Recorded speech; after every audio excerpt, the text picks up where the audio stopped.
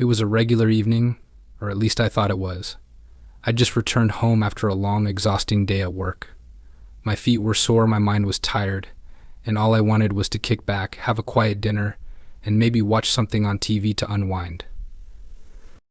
As I stepped inside, I noticed the house was quieter than usual, but that was nothing new. My wife had always been a bit distant lately. I figured she was either in the kitchen preparing something or just relaxing somewhere. I had barely put my bag down when I heard her voice. It was coming from the living room, but something felt off about it. She was talking on the phone, and the tone in her voice was different from what I'd heard before. It wasn't the usual lighthearted chatter she'd have with her friends or family. This was colder, more controlled, and secretive. I hesitated for a moment, not wanting to invade her privacy, but curiosity got the better of me. I stood there, just outside the doorway, straining to hear the conversation without her noticing I was there. I wasn't proud of eavesdropping, but in that moment, something made me feel like I needed to know what was being said.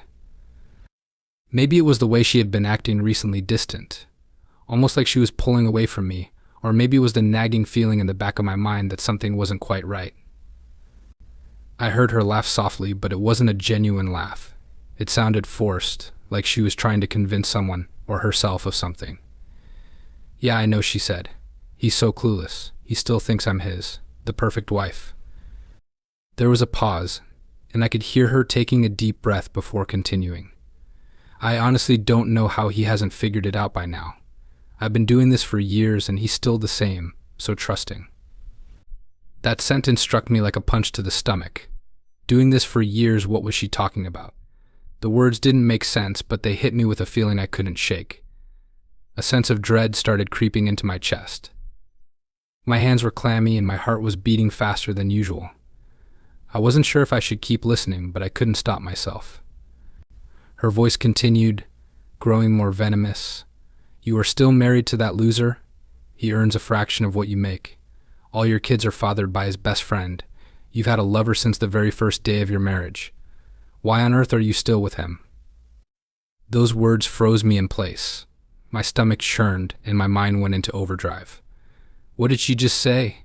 All your kids are fathered by his best friend. Was that really true? Was I really true? Was I really raising kids that weren't mine? The thought felt like a cruel joke, and I was too stunned to even process it. But hearing her call me a loser, hearing her talk about me like I was nothing but a fool, made something inside me snap. My hands clenched into fists by my sides. I could feel the anger rising up in me, but I was too overwhelmed by the shock to do anything about it. But the worst part was yet to come. She wasn't just talking about cheating or lying. She was talking about how I had been her fool for so long. I was the joke, the guy who had no idea what was going on behind his back. And all this time I thought I was doing the right thing, being a loyal husband, a supportive partner. I had been so blind, so wrapped up in my own life that I never saw any of this coming. As I stood there listening to her speak to her mother about me like that, I could feel the weight of the years we had spent together start to crumble around me. Everything we'd built, everything I thought I knew, felt like a lie. I tried to process her words, but they kept repeating in my mind. All your kids are fathered by his best friend. You've had a lover since the very first day of your marriage. I felt my knees grow weak, my body was shaking, and I couldn't breathe properly. It was like I was suffocating in my own disbelief. I wanted to confront her right there, burst into the room, and demand the truth, but something held me back. A part of me still didn't want to believe it. Another part of me wanted to keep listening, to hear her explanation, to try to make sense of it all, but no explanation could undo the damage that had already been done. The damage she had already inflicted on me with those words. I wasn't sure how long I stood there, frozen in place, unable to move or speak. But eventually the conversation ended. I heard her say something like, "I'll talk to you later," and then there was a soft click as she hung up. For a long moment, everything felt still. The room was silent. My heart was pounding in my chest, and I felt the tears threatening to spill, but I didn't allow them to. I wasn't going to cry. Not yet. I had to think. I had to figure out what came next. I don't know what made me turn around and leave the living room. Maybe it was the sense of finality that hit me in the pit of my stomach, Or maybe it was the overwhelming need to get away, to escape the reality that had just been ripped from me. But I couldn't stay there. I couldn't stay in that house, surrounded by the memories of everything I thought was real. I went to the kitchen, trying to steady my breath. I thought about confronting her, confronting the lies. But I knew deep down that the truth was already clear. She had been lying to me for years. All the signs had been there, and I had ignored them. And now, standing in my own kitchen, I realized that I wasn't just the one who had been betrayed. I was the one who had been living in a world of deceit, a world built on lies that I never saw coming. In that moment, I didn't know what to do next. All I knew was that I had been living in the biggest lie of my life, and I wasn't sure how to escape from it. I stood there, in the kitchen, my mind a complete whirlwind. Her words echoed in my ears, and my heart felt like it was being ripped apart, piece by piece. I couldn't stop thinking about what I had just overheard. The shock was still settling in, but it wasn't enough to clear my mind. Every word she said seemed to haunt me. All your kids are fathered by his best friend. What did that even mean? How could she say something so cruel, so calculated, without even blinking? My stomach churned as I tried to process it all. But then my thoughts shifted to what she had said next.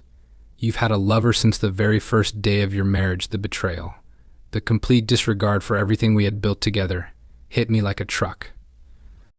All these years I had thought I was loved, thought I was important to her. But to her I was just a tool, a pawn in a game I had never agreed to play. She didn't even care enough to hide it. She was telling her mom everything like it was some casual gossip. There was no shame, no remorse in her voice, only a kind of detached satisfaction. I found myself pacing the kitchen, trying to focus on something, anything, that would help me process the crushing reality of what I had just learned. My mind was foggy with disbelief. How had I missed all the signs? I had always known things weren't perfect between us, but I never imagined they were this bad. My thoughts kept circling back to her response to her mother. I stayed because I've always known he'd be good for me. He's a fool, yes, but he's my fool. He'll never leave me. He's too weak. I couldn't breathe. The words were like knives slicing through me. She didn't just cheat on me, she didn't just lie to me. She had been manipulating me for years. She had known all along I would never walk away. She had known I was too loyal, too trusting, to ever see the truth. It wasn't about love or even about the life we'd built together, it was about control. She had always controlled me, always had the power, and I had never even realized it. I remember standing there, my hands shaking, the kitchen around me spinning. For a moment, everything felt surreal. How could she think of me like that? How could she talk about me like I was some kind of pathetic fool? I had worked so hard, so many long hours, to provide for us. I thought I was doing the right thing. I thought I was being a good husband, a good father. But none of that mattered to her. The realization hit me like a ton of bricks. She never loved me, not the way I loved her. I wasn't her partner, her equal. I was nothing more than a placeholder, a man who was easy to deceive and easy to keep under her thumb. My heart broke all over again as I thought about the future I had imagined, the future she had built on lies. Every memory, every moment we had shared, now felt tainted. It was like a veil had been lifted, and I was finally seeing her for who she truly was. But then something inside me shifted. The anger that had been bubbling up inside me began to build, but it wasn't just anger, it was something more. It was a sense of clarity. I had been living in a fog for so long, pretending everything was fine, pretending she still cared. But now the fog had cleared, and I could see things for what they were. I wasn't going to be her fool anymore. I stood there for what felt like an eternity, my mind racing as I considered my next move. I could feel the anger swelling inside me, threatening to burst, but I knew that acting on it wouldn't help. I had to think this through. I had to get out of this toxic mess. I had to get away from her, away from the woman who had used me, lied to me, and destroyed everything I thought we had. As I stood there in the kitchen, the weight of the truth settled in. I wasn't the fool she thought I was. I wasn't weak. And I wasn't willing to let her get away with it. She thought she had me trapped, that I would never leave, that I was too scared to walk away from the life we had built together. But she was wrong. I wasn't scared anymore. I was done. For a while, I just stared at the wall, my thoughts running wild. I thought about the years we had spent together, all the times I had worked my ass off to make sure we were okay, all the things I had sacrificed for our family. And for what? To be the butt of a cruel joke? To be a man who didn't even know the truth about his own life? I thought about the kids too, the lie that had been built around them, around everything we had. I had raised those kids thinking they were mine, thinking that we were a family. But now I didn't know what to believe anymore. How could I look at them the same way after what I had just heard? They were the product of a lie, and I didn't know how I was supposed to handle that. But as painful as it was to face the truth, there was also a part of me that felt a strange sense of relief. I wasn't trapped in this relationship anymore. I wasn't tied to a woman who had no respect for me, no loyalty to me. For the first time in a long time, I felt like I had a choice. I didn't have to stay. But even with that newfound clarity, I wasn't sure what to do next. I didn't know if I should confront her, if I should walk away without saying a word, or if I should fight back in some way. I didn't know what my next step was, but one thing was clear: I couldn't keep living this lie. I couldn't keep pretending that everything was okay when I now knew the ugly truth. I felt a surge of adrenaline rush through me as I made the decision that had been growing inside me. Tomorrow, everything was going to change. The hours that followed felt like a blur. I couldn't stop thinking about what I had heard. Her words were etched in my mind, and the pain of it all hit me harder with every passing minute. I kept asking myself how I had missed the signs, how I had been so blind to the woman I had married. How had I not seen the truth when it was staring me right in the face? It was like I had been living in a fog, wrapped in my own delusions, believing everything she had told me, believing in a love that was never real. The more I thought about it, the more everything came into focus. She wasn't just cheating on me, she had been emotionally manipulating me for years. The way she always made me feel guilty for the smallest things, how she would twist everything I said to make me question myself, how she would put on this perfect facade when we were around other people, but was completely different behind closed doors. All of it now made sense. It wasn't love, it was control. She had always been in control, always had the power, and I had never known it. I kept replaying the conversation in my mind. "You've had a lover since the very first day of your marriage." That sentence cut through me like a razor blade. How could she have lied to me for all these years? How could she have been so callous, so careless with my heart? She had made a fool out of me. She had made me believe in something that wasn't real, something she never had any intention of giving me. Every time I thought I knew her, every time I thought we were building something together, she had been lying. And worse, she had been using me. I wasn't her partner, I was her puppet. I was the fool who would never leave, the one who would never figure it out. But what hurt even more was the realization that I had built my entire life around her. I had trusted her with everything. I had given her my loyalty, my love, and my commitment. I had worked hard, sometimes to the point of exhaustion, to give us the life we had. I thought I was doing the right thing. I thought that's what marriage was about: supporting each other, being there for one another no matter what. But she didn't see it that way. To her, I was just a means to an end, someone she could use to maintain her image while she lived a completely different life behind my back. And the kids. The thought of them still made my stomach turn. All these years I had thought I was raising my children, teaching them, guiding them, loving them. But they weren't even really mine. I couldn't even look at them the same way anymore. Every moment we had shared, every time I had smiled and held them close, now felt like a betrayal. The lie was so deep, so ingrained in everything, that I didn't know where the truth even began. How could I possibly go on pretending to be their father, to love them the way I had, when everything was built on a lie? They weren't even my blood. I was a stranger in my own life, a man who had been living in a fantasy world. The anger inside me was starting to rise again. It wasn't just anger at her, it was anger at myself. How had I let this go on for so long? Why had I ignored the signs, convinced myself that things were fine when they were anything but? I thought I had been doing everything right. I thought I was a good husband, a good father, a good man. But I had been wrong. I had been blind. I couldn't shake the feeling of being completely betrayed. Every part of our marriage now felt like a performance, a show she had put on to keep me around, to make sure I stayed in the background while she lived her own life. I had been so desperate to hold on to what we had to keep the family intact that I had ignored the truth, and now there was no going back. The damage had been done. She had already made her choices. She had already decided what I was to her, and in the end I was nothing more than a tool. I couldn't even think about confronting her. I didn't know how I could look her in the eyes after everything I had learned. I didn't know how I could face her and ask the questions that were burning in my mind. What would she say? Would she deny everything? Would she try to make it my fault like she always did? The thought of hearing her try to justify her actions made me sick. I couldn't do it. I couldn't stand another word from her mouth, another lie that would make me question everything again. So instead, I focused on what I had to do next. I had to leave. I had to get out of that house and away from her as quickly as possible. I couldn't stay there living in the same space with someone who had destroyed everything we had. I couldn't keep pretending that everything was fine when I now knew it wasn't. The truth was out, and I couldn't unhear it. I couldn't unlearn it.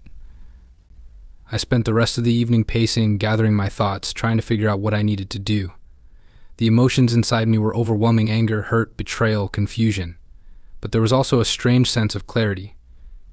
For the first time in years, I wasn't lost. I knew exactly what needed to happen. I had to get out. I had to take control of my life again, take back what she had stolen from me. I thought about the prenup we had signed before we got married. At the time, it had seemed like just a formality, something we both agreed to without much thought. But now it felt like a lifeline. It was my way out, my way of protecting myself from the wreckage she had caused. I wasn't going to walk away empty-handed. She had taken everything from me: my trust, my love, my loyalty, and now I was going to make sure she didn't get away with it. I knew I had to leave.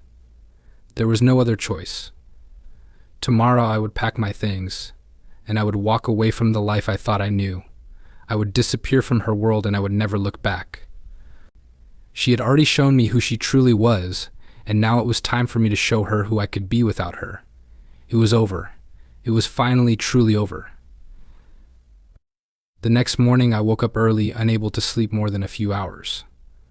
The weight of what I had planned felt heavy, but there was no turning back now. I stood in front of the mirror, trying to get a grip on the storm that was raging inside me. There was a part of me that wanted to scream, to tear everything down and confront her right there, but I knew better. If I did that, I would be playing into her hands, giving her one more chance to manipulate the situation and twist the truth. No, this time I needed to stay in control. I moved through the house like a ghost, quietly collecting the few things I needed. My clothes, a few personal items, and a couple of mementos, things that didn't belong in a life that had been built on lies. Every drawer I opened, every item I packed, felt like one more step toward freedom. But it also felt like a loss. I had been with her for so long, shared so much, and now I was walking away from it all. But I wasn't walking away as the broken man I had been yesterday. I wasn't leaving out of defeat. This time I was leaving because I had finally found the strength to choose myself. The kids were still asleep. I couldn't bring myself to wake them. How could I look them in the eyes knowing what I now knew? I had no idea how I was going to explain any of this to them. But I also knew that, no matter how much it hurt, I had to do this for myself. I had to take a stand. I couldn't keep pretending everything was okay when I now knew it wasn't. I couldn't stay in a marriage where I wasn't respected or valued. As I packed my things, I couldn't stop thinking about the conversations I had overheard. I could still hear her mother's voice dripping with judgment, saying, "You are still married to that loser." Her words had been so cold, so dismissive, and it wasn't just about me, it was about everything I had thought we had built together. I wasn't a person to her, I was a joke, a loser. And to think I had spent all these years trying to be the best husband, the best father. Believing in something that wasn't real. I had sacrificed everything for her, for us, and this was how she saw me. It made me sick. I couldn't afford to waste any more time thinking about her. I had to focus on what was next. I knew that when she woke up, she would wonder where I was, but it wasn't like she would care. She'd probably pretend it was all my fault, that I was the one who'd walked away from everything, when in reality she was the one who had destroyed us. It didn't matter, though. Her opinion of me no longer mattered. What mattered was that I was finally free. I finished packing, taking one last look around the house. It no longer felt like home. It felt like a place where I had been trapped, where my existence had been reduced to something she could control. I walked out the front door, my heart pounding in my chest. It was time to leave, to finally move on. I didn't know where I was going at first. I didn't care. I just needed to get away, to put distance between me and the woman who had lied, used, and manipulated me for so long. The city was big, and I was certain I could disappear in it, at least for a while. The thought of facing her again, confronting her, was too much for me to handle. I didn't want to see the lies in her eyes, didn't want to hear her try to talk her way out of everything she had done. I couldn't bear it. I took a deep breath as I stepped into the car, gripping the wheel tight, trying to calm the storm of emotions inside me. There was a part of me that wanted to lash out, to scream, to let her know how much she had hurt me. But then another part of me, the one that had been quiet for so long, reminded me that it was over. I had already made my decision. I had already taken control of my life. As I drove, I kept thinking about the prenup. The document that had seemed so unnecessary at the time had now become my saving grace. I had signed it, not thinking much of it, but now it felt like my way out. It was a safety net, a line in the sand that would keep me from losing everything. I wasn't about to let her take everything from me, not when I had already lost so much. The more I thought about it, the more I realized that the prenup was a symbol of everything she had been doing all along. She had been planning, scheming, and manipulating, just like she always had. And now she had played her hand, and it was time for me to play mine. I wasn't going to let her walk away unscathed. She thought she could have it all, the affair, the power, the control, but I was about to take that away from her. She had destroyed the trust between us, but I was going to make sure she couldn't walk away with anything else. As the hours passed, I found myself getting farther and farther away from the life I had known. I didn't know where I was going, but it didn't matter. I wasn't going back, not this time. The thought of returning to that house, to her, to everything that had been shattered between us, made me feel suffocated. I wasn't going to live a lie anymore. I wasn't going to let her continue to control me, to keep me trapped in a marriage that was based on nothing but deceit. I thought about calling a lawyer, getting things in order, making sure I was legally protected. But for the moment, I just needed space. I needed to breathe, to clear my head, to figure out what my next steps were.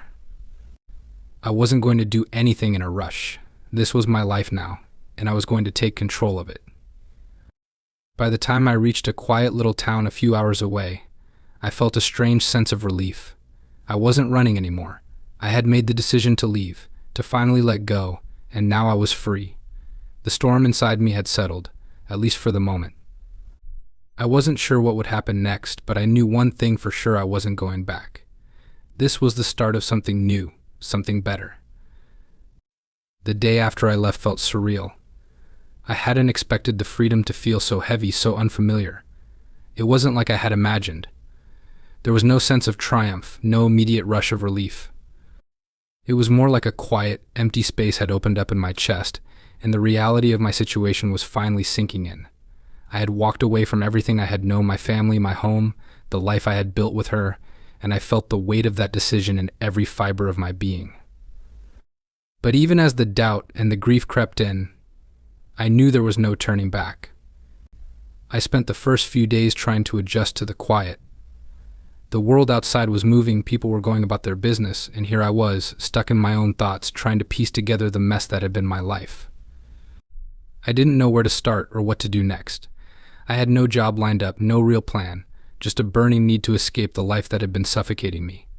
I wasn't running from responsibility, I was running from the lies, the betrayal, and the manipulation that had defined my marriage for so long. The first few nights were the hardest. Every time I closed my eyes, my mind would race back to her, back to the house I had walked out of, and the kids I had left behind. I thought about them constantly. They didn't deserve any of this, but the truth was they were part of a lie, part of a web of deceit that I had unwittingly been entangled in. And I had to remind myself that by leaving, I was protecting them from that same web. I wasn't just protecting myself, I was making sure that the cycle of deception didn't continue. It was hard not to feel like a failure.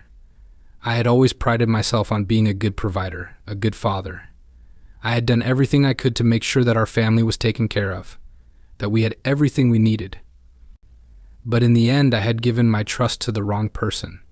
I had let her convince me that everything was fine when it was anything but. And now I was paying the price for that trust. I felt like I had let myself down, like I had allowed myself to be deceived for so long. The guilt of it all sat heavy on my shoulders, but I knew deep down that staying would have been the real mistake.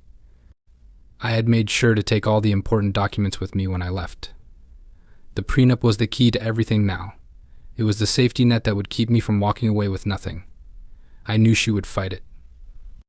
I knew she would try to claim that I had abandoned the family or that I had given up on our marriage, but the truth was she had given up long before I did. She had checked out the moment she started lying to me, the moment she began building a life outside of ours. The prenup wasn't just a piece of paper, it was the proof that she couldn't have everything. It was the one thing that would level the playing field, the one thing that would ensure I didn't walk away empty-handed. I didn't want to think about her, didn't want to waste another minute of my life wondering what she was doing or what she would say. I had to focus on myself now. For the first time in years, I had a chance to rebuild, to start over, and I couldn't waste it. I had to take the time to heal, to figure out who I was without her. I couldn't keep living in the shadow of the lies she had told me. I had to find my own path, and that meant moving forward. I started looking for a place to stay. It wasn't easy, and there were moments when I wanted to give up, when the loneliness felt too much to bear. But I pushed through. I couldn't afford to dwell on the past. I had to keep moving forward, even if it meant taking small steps. I found a tiny apartment in a quiet neighborhood. It wasn't much, but it was mine. It was a place where I could finally breathe, where I could start over without the constant weight of her presence hanging over me. It wasn't perfect, but it was a beginning. As I settled into my new place, I found that the silence wasn't as oppressive as I thought it would be. I began to appreciate the peace, the absence of the chaos that had once defined my life. For the first time in a long while, I wasn't walking on eggshells, wondering when the next lie would be exposed or when the next betrayal would come to light. The noise of my old life had been replaced with the quiet hum of possibility. I didn't know what the future held, but I knew I had a chance to shape it. A few weeks went by before I heard from her. I had expected it. I had known it was only a matter of time before she tried to reach out. But when the call came, I wasn't ready for it. I stared at the phone for a long moment before answering. My heart was pounding in my chest. I wasn't sure what she was going to say, what she was going to try to convince me of. But when I picked up, all she did was blame me. She tried to make me feel guilty for leaving, for abandoning her and the kids. She said she needed me, that I was throwing away everything we had built together. But I couldn't let her pull me back into the same trap. I had already heard enough of her lies. I didn't respond. I didn't defend myself. I didn't let her twist the truth. Instead, I just said, "I'm done," and hung up. The decision had been made long ago. There was nothing she could say now that would change my mind. I had already left and I wasn't going back. I wasn't going to allow her to manipulate me anymore. For the first time in a long time, I felt a sense of clarity. The fog that had clouded my mind for so many years was finally starting to lift. I wasn't the man she had made me think I was. I wasn't the failure, the fool, the loser. I had made mistakes, but I had learned from them. I had walked away from something that wasn't right, and in doing so, I had taken control of my life. I wasn't sure what the future held, but I knew one thing for certain: I wasn't going to let her take anything else from me. This was my chance to rebuild, to live on my own terms. And I wasn't going to waste it.